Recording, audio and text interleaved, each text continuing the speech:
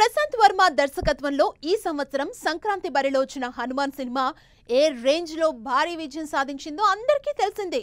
తేజ సజ్జా ముఖ్య పాత్రలో చిన్న సినిమాగా రిలీజ్ అయ్యి ఏకంగా 350 కోట్ల కలెక్షన్లు వసూలు చేసి అందరినీ ఆశ్చర్యపరిచింది.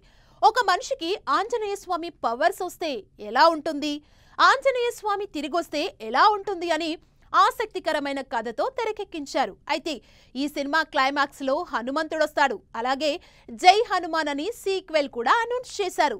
జై హనుమాన్ సినిమాలో హనుమంతుడి పాత్ర ఉంటుందని కూడా చెప్పారు. దీంతో హనుమంతుడి పాత్ర ఏ హీరో చేస్తారు అని అంతా చర్చించుకున్నారు.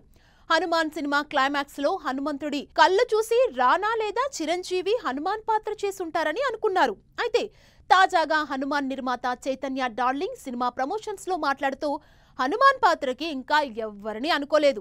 మేమైతే రామ్ చరణ్ కానీ చిరంజీవి గారు కానీ చేస్తే బాగుంటుందని అనుకుంటున్నాం.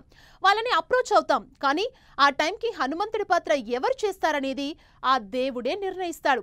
ప్రస్తుతానికి జై Hanuman cinema pre production work జరుగుతుంది. సినిమా రావడానికి టైం పడుతుందని తెలిపారు. దీంతో ఈ వ్యాఖ్యలు వైరల్ గా మారాయి. ఇక మెగా అభిమానులు ఇది నిజమని, చరణ్ కానీ చిరంజీవి కానీ హనుమంతుడి పాత్ర చేస్తే బాగుంటుందని అనుకుంటున్నారు. మరి జై హనుమాన్ సినిమాలో హనుమంతుడి పాత్ర ఎవరు చేస్తారో చూడాలి.